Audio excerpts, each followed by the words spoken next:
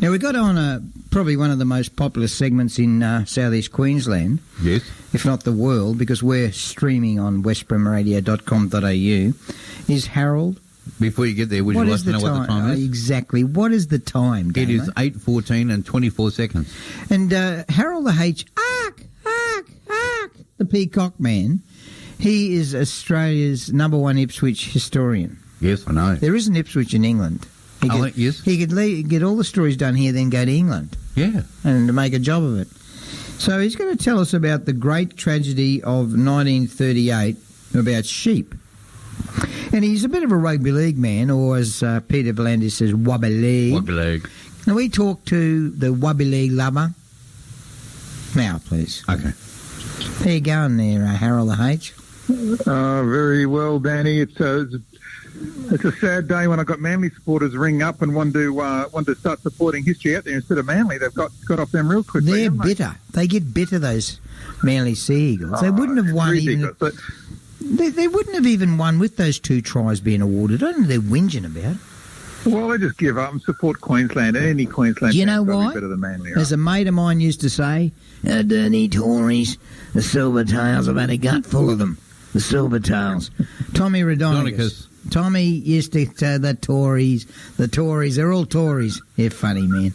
Now, mate, tell us about... And Tommy was a great taxi driver in Ipswich too, by the way. He So- was. Right. Funny, man. He was the Uber before the Uber ever Ubered. Well, they didn't need to hand out mints with him there. With his stories, that was entertainment enough. And you'd see this taxi getting around, smoke everywhere, and if there's any trouble, you just lean over the back, grab him and go, bang, bang, shut up, you little smart, eh? That's how it was done. Now, the great tragedy of 1938 involved sheep. Ba, ba, ba, ba, ba, ba, ba, ba, ba. Yeah, it was Ipswich's role in the rise and fall of performing sheep. Wow. You see, over a century ago, Danny, trained animals, including performing sheep, they were a big thing. There were flocks of sheep travelling around the world, appearing in shows in all quarters of the globe. Wow. And one such show was here in Australia when the First World War started. Right. Because of the war, in 1915, a German sheep owner found himself stranded and ostracised here in Australia. And, of course, he had his collection of animals with him. Right. And when he was in Victoria, he actually pleaded with the military authorities to be interned for his own safety. But they didn't know exactly what to do with him because the German insisted on being interned, but only along with his 7 performing sheep, a bucking ram, and 2 gymnastic pigs. He said a bucking ram.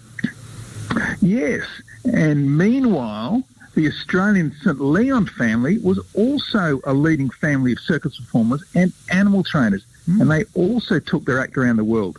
And today, Danny, the St Leons are 4th generation circus performers. Now, Still.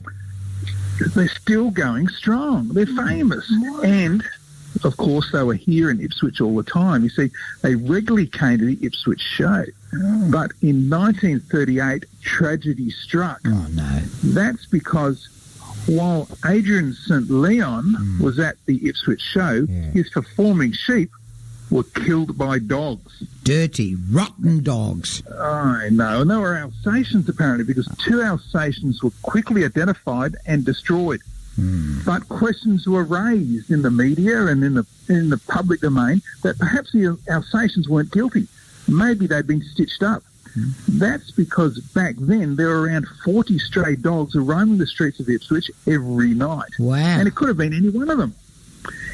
Anyway, the Ipswich tragedy proved to be the beginning of the end for performing sheep, and numbers waned. And within a couple of years, it was reported that the only performing sheep in Australia was said to be 3 in the Farnham Brothers Circus.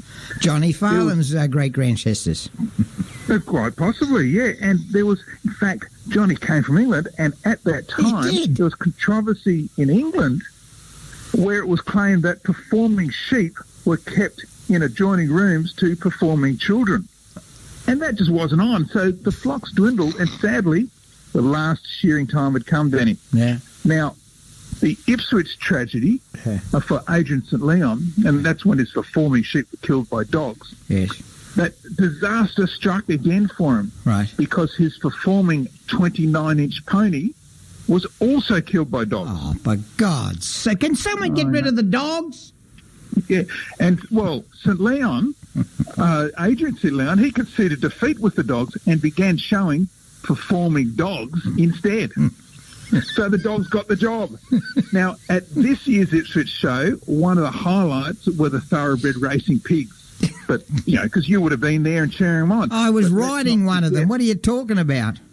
Yeah, well, that would have been a big one too, wasn't it? Anyway, let's not forget the Ipswich tragedy of 1938, Danny, which proved to be the final fleecing for the once popular performing sheep.